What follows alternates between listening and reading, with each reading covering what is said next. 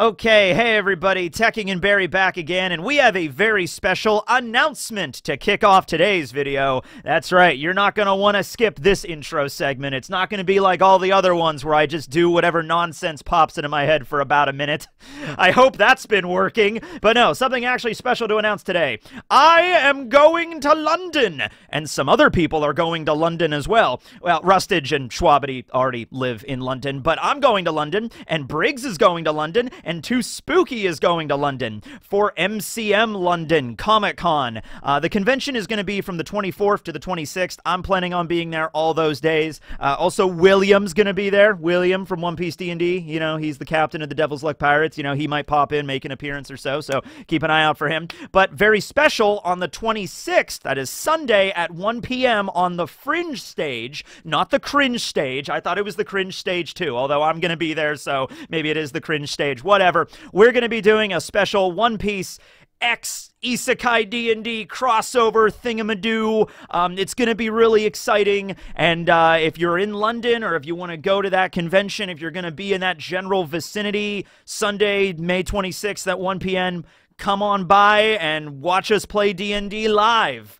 It's going to be a fun time had by all, and I'm going to get to enjoy London. I've never been. I'm crossing an ocean for the first time in my life. I'm really excited to see foggy London town. So, yeah, I hope it is foggy. If it's not going to be foggy, I'm going to be very disappointed. But anyway, yeah, that's the announcement, an actual announcement. Now, we could just lead into the video. All right, last chapter, chapter 1114. Vegapunk continues his message, and one such thing he mentions, I mean, he leads with the world is going to sink beneath the waves, but something else he brings up is he says the Void Century. He says the words Void Century to the entire planet at large. Now, I would imagine some people did know the Void Century existed, at least from the idea that if you are going to sit down and read about the history of the One Piece world, it would probably be rather suspicious that there's a block of 100 years that is never discussed in any history books anywhere, okay? Maybe not every single person in the world refers to it as the Void Century. That was more of a term that the scholars of Ohara coined, you know, because they're the ones that really found out about this and really wanted to learn. They were like, okay, there's something going on here. I also have to wonder, I guess not because of what was said last chapter and the reaction that we kind of had from most people in the One Piece world, right? But I would imagine that it's not public that the, you know, government comes out and says, do not research the Void Century. You know that century that we haven't written about? Don't research it. They probably don't come out and announce that as like a thing, because if that was the case, everybody in the world would instantly be like, Void Century, we know exactly what that is. And not everybody had that reaction, okay?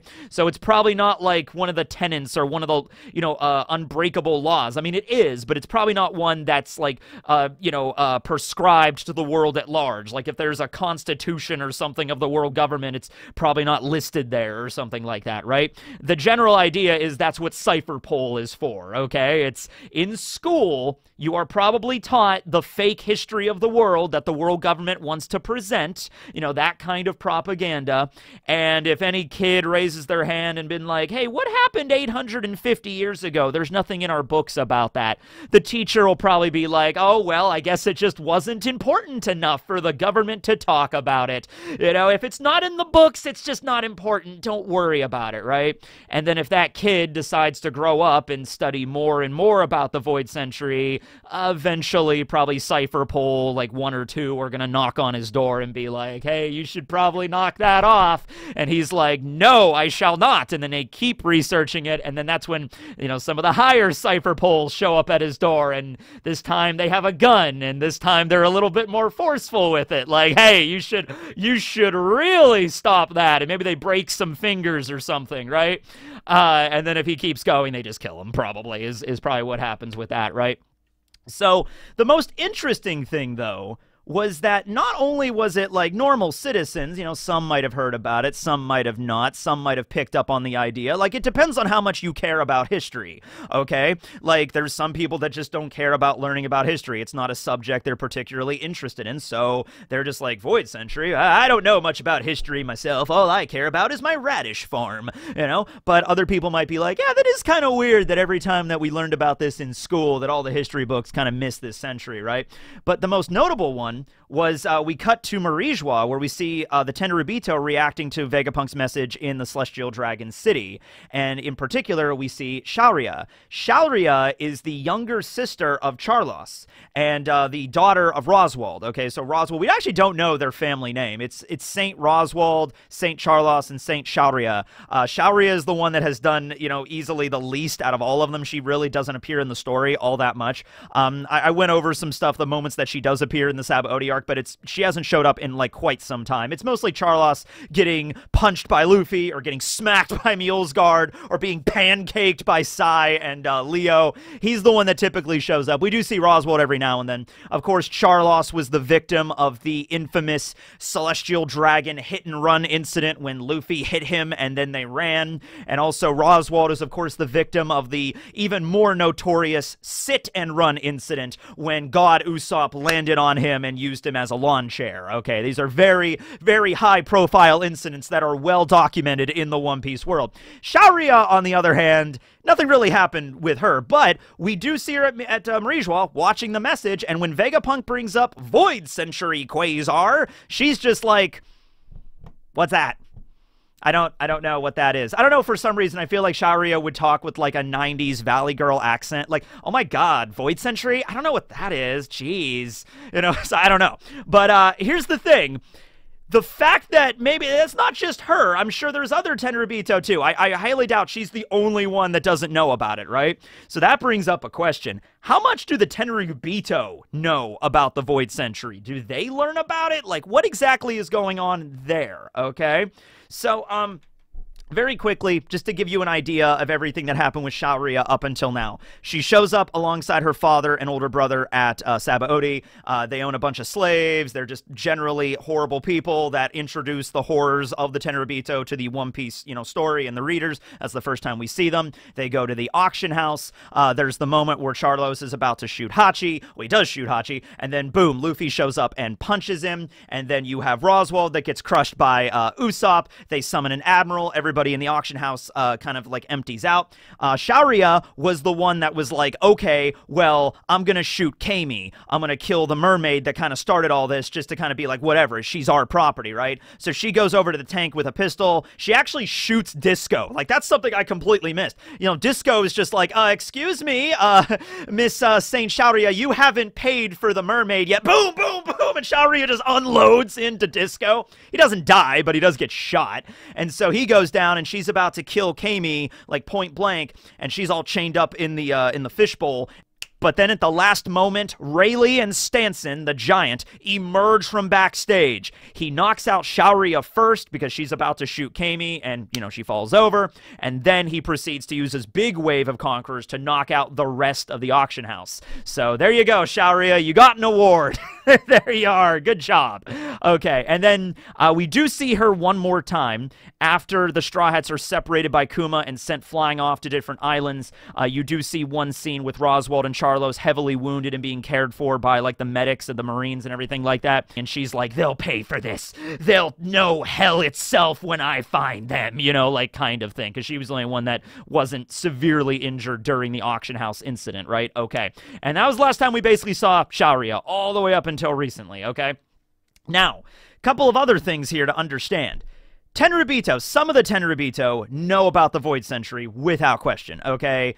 The Gorosei are all Tenryubito. They clearly know about it, okay? I'm assuming at least Garling of the Gods Knights knows a little bit about the Void Century, all right? He is the head of the Gods Knights. He's the disciplinary, like, the guard force of the Knights of the Tenryubito, all right? They're there to make sure that they adhere to the laws of their own holy land, okay? So I'm assuming Garling at least knows about it. Do all of the Gods Knights know about it? I would say more than likely it is likely, okay? But what about all the other Tenryubito? What about the Tenryubito that aren't really super involved in world politics, like the Gorosei and the God's Knights might be? For the most part, the bulk of the Tenryubito that live in the Holy Land, they are there to just enjoy the Holy Land, right? They have giant mansions, and I guess they go golfing. When they really want to shake it up, they'll go down to the Blue Sea, to the lower realm, and like kidnap people or something. Like, that's their existence, okay? They don't seem like they really care about learning much about history or science or biology, or like there's one Tenryubito, I'm really into, you know, molecular physics, or I'm really into car mechanics or something like that. You know, like, I just don't really see it, that they're really depicted as just horrible people and spend their days doing very hedonistic things or very horrible things, or some combination of the two, okay? That's basically their existence, right? So I brought up the question during the review, is it an issue with them not wanting to know about the Void Century, or is it an issue that they were never told about it? And the way I'm interpreting this mainly, there is maybe a little bit of a possible exception here, but it's more of the latter. The idea that the Gorosei, and more specifically Eam, do not want more people to learn about the Void Century than is absolutely necessary. Like, it is necessary for the Gorosei to know about this. It's probably also necessary for, like, some of the God's Knights, or maybe all of the God's Knights, to know about it. But is it necessary for every single Tenryubito in the Holy Land to know this secret? Probably not, okay? And so keep it to only the people that need to know about it, absolutely. And like I said, with the attitude of most of the Tenryubito, they're probably not curious about it. They are raised to believe that they are essentially the gods of this world, and they are, just by virtue of their birth and their genetics, because it comes all the way back from the 20 families, they are better than all of the lowly peasants that live below in the Blue Sea world, right? We're up here on Marijois and the Red Line. We're great. We're amazing. We can do whatever we want, right? So if you grow up with that kind of attitude, maybe every now and then a Tenryubito would ask questions. They would be a bit of an iconoclast, be a little bit of like, but why are we like this, right? You know, like Homing kind of, well, Homing wasn't super curious in why they're, you know, doing what they're doing. Homing was just like, he had a conscience, and he was like, he had a little bit of ethics and a little bit of morality, and he was like, you know what? Or maybe Homing was just kind of like, I just want to live amongst the peasants. I think that would be fun. You know, maybe he was more of just that attitude, right? At any rate, he was better than a lot of the other Tenryubito, right? And he was basically, you know, it was like all the other Tenryubitos, like, we don't want to talk to you anymore, you're weird. And then the same thing happened with Mjolsgard, pretty much. They are pushed to the fringes of their society, right? Okay. So every now and then you get a Tenryubito like that, but for the most part, they don't really care about anything, okay? But Shaoria, in the last chapter, when she's listening to the message, it's important to look at her reaction compared to all of the other main Tenryubito, right? A lot of the Tenryubito that were watching it were like, how dare this Vegapunk fellow talk about such silliness? How dare he do this? He's ruining everything. We need to kill him and then bring him back and then kill him again. Oh, this is most unorthodox. You know, like that kind of crap that these Tenryubito are doing. Shaoria was in the back, and she was kind of like, Void Century? What's he talking about? Like, she was actually kind of curious. She didn't have the expression on her face of like, burn this scientist, you know, or something like that. She was like actually listening to him and being like, because it's almost like she was aware of like, this guy is supposed to be the smartest person on the entire planet. And he's talking about the earth sinking in the water, and he's talking about void centuries, and Shaoria is like, I was never taught any of that stuff. Now, I'm assuming the Tenryubito had an education growing up. I mean, obviously they can read and they can write, you know, and in, you know, historically nobles would be given the best kind of like private tutors and stuff in the world that country or that kingdom could offer, right? Because they're nobility. So they're honestly probably given a fairly good education, probably at the behest of their parents. You know, their parents probably, like Roswald probably told Shaoria and Charlos, like, you still gotta go to school, you gotta have the private tutor. It's not probably school, it's probably private tutors that come to their mansions or their estates and then teach them the basics of the basics, right? Okay, just here's how to read, here's how to write. But when here's basic math, and then Charlos is there picking his nose like, Father, I'm never going to use any of this stuff. He's like, yeah, you're right, I don't really use it either, but it's probably best that you learn the basics. He's like, whatever. And then at some point, he's just like, I don't want to learn anymore. You're probably good. You're fine. You don't have to worry about learning a lot, right? Some of the Tenryubito are more heavily involved in, like, geopolitics and stuff, you know, okay? But a lot of them probably aren't. A lot of them are just, like, hanging out and just drinking all day, and then that's all, right? Okay. What if the way it goes is you don't learn about the Void Century when you're, like, a child, as, like, a Tenryubito. You don't learn it as part of your basic education. Like, today, class, we're going to learn about the Void Century. A long time ago, there was this technologically advanced kingdom that thought they were great at everything, but the world government showed them what for, right? Shaoria has no idea. So what if it's something like this, though? What if it's like you reach a certain age as a celestial dragon, and then you're either told about the Void Century or you're given the option to learn about the Void Century, okay? It's kind of a thing like red pill, blue pill kind of thing, maybe. That option might be available to only celestial dragons and obviously nobody else in the world, nobody in the Marines, not Cypher Pole or anything like that.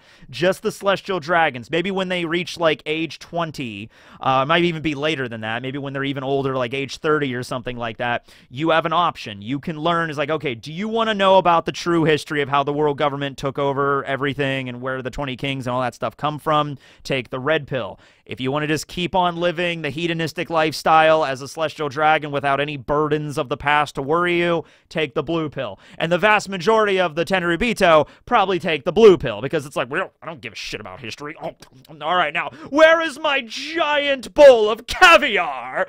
You know, like something like that, right? Charlos is 24 years old, and Shaoria is only 17. So if we're going along with the idea of, like, you know, like 21 in the U.S. you can drink or something like that, I think 25 you can legally rent a car, you know, so something like that. Like, if you're going about that logic, you know, Shaoria might just not have reached the point where they even present her with the option to learn about the Void Century. And so her and everybody else that's like a teenager in the Celestial Dragons would just be like, Void Century, what's this guy talking about? Some of them probably wouldn't care about Vegapunk. They would be like, yeah, off with his head. But a few others, this is interesting where Oda's going with it. I like it. Where not every single celestial dragon is just mob mentality with like, kill Vegapunk. Some of them are actually questioning it. Even Vegapunk's voice is even reaching those on the very top of the mountain. The gods that, the so-called gods that think they're better than everybody else and have been just so obtuse and just so ignorant of everything around them and just such horrible, horrible people. Vegapunk's voice is reaching Shaoria a little bit. Shaoria is now probably going to go to her father, Roswald, and be like, Father, what was the Void Century that Vegapunk talked about? And Roswald might know about it. He is older. He's 55. So maybe the older celestial dragons do know about it. And they're like, oh, you're not old enough, Shaoria, to know about the Void Century yet. Don't worry about it. It's irrelevant. It's in the past. It happened over 800 years ago. What matters is right now in the present. Yeah, Father, but Vegapunk said, whatever happened in the past, happened in the past. Just like, okay. But that might not stop Shaoria's, you know, curiosity in learning about the Void Century, right? She goes to her father, and she basically gets told, like, you know, stop looking into it, and Charlos wouldn't care. He's like, older brother, what do you think about the Void Century? Charlos is in a hospital bed, like, he's not even able to talk, and Shaoria's like, yeah, okay. So I'm assuming there's probably some kind of library or records, or there's something in the Celestial Dragon City. There's got to be something somewhere. I don't know if it's used very often, but it's got to be there, right? Something, right? So Shaoria might go there to the Celestial Dragon Library or the records department, and because they can pretty much go wherever they want, but I want to see where this pans out. If it's like Shaoria, a Celestial Dragon, starts researching the Void, would the Gods Knights get involved there? Would she be like going into like the base library to research like all the books and stuff down there about the Void.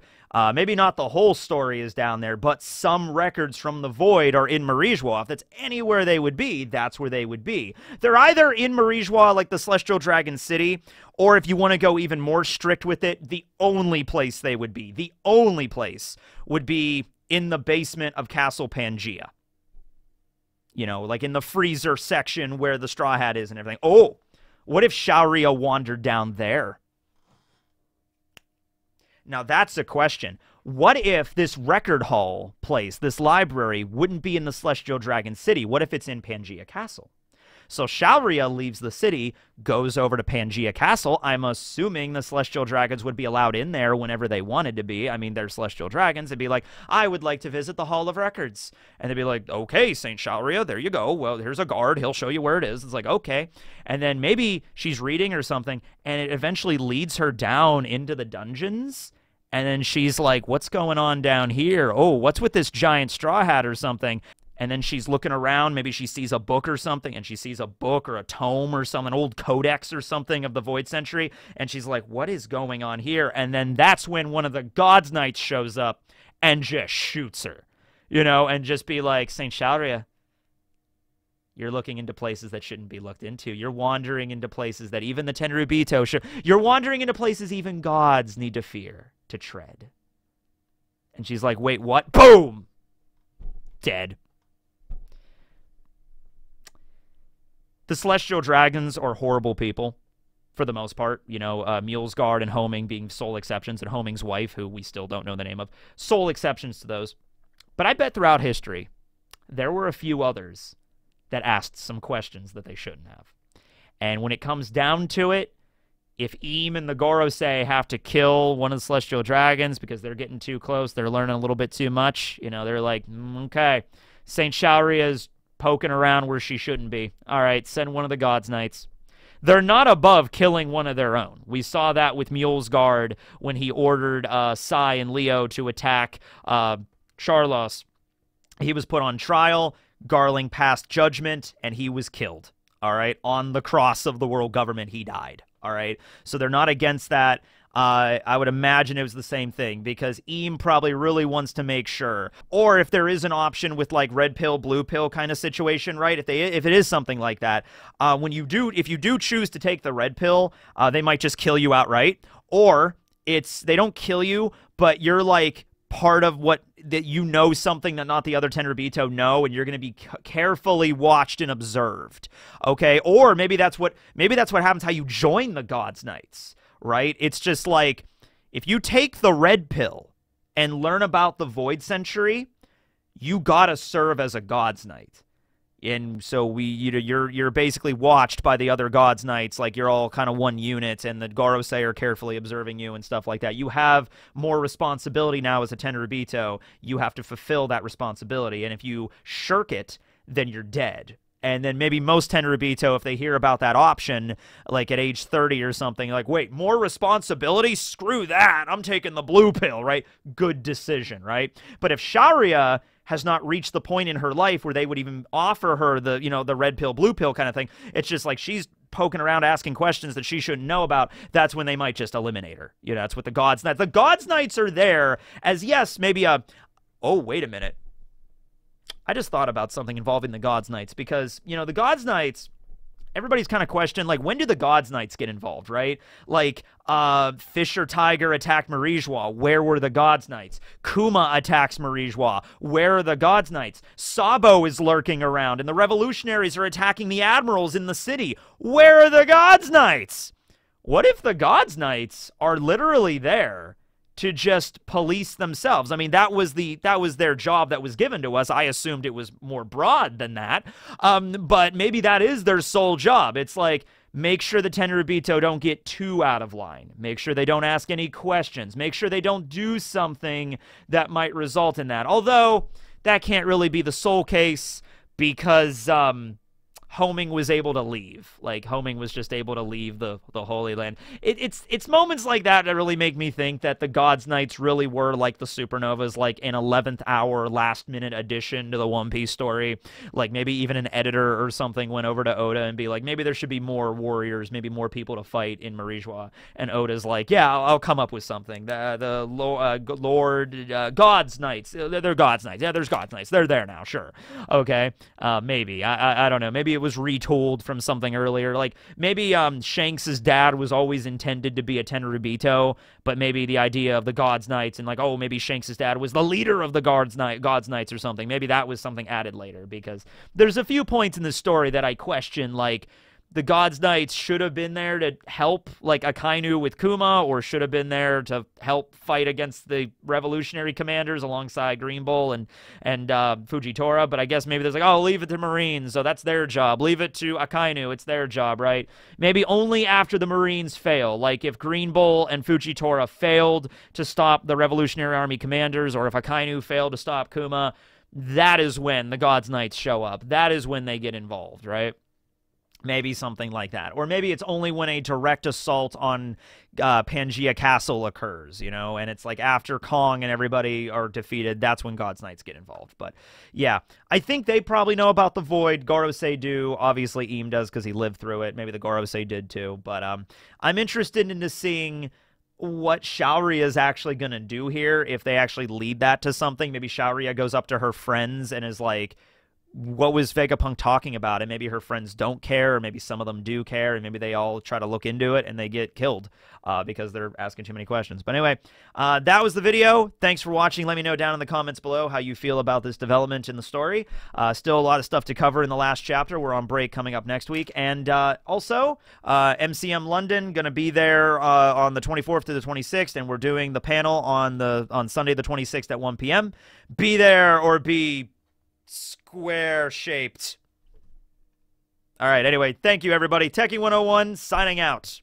End screen.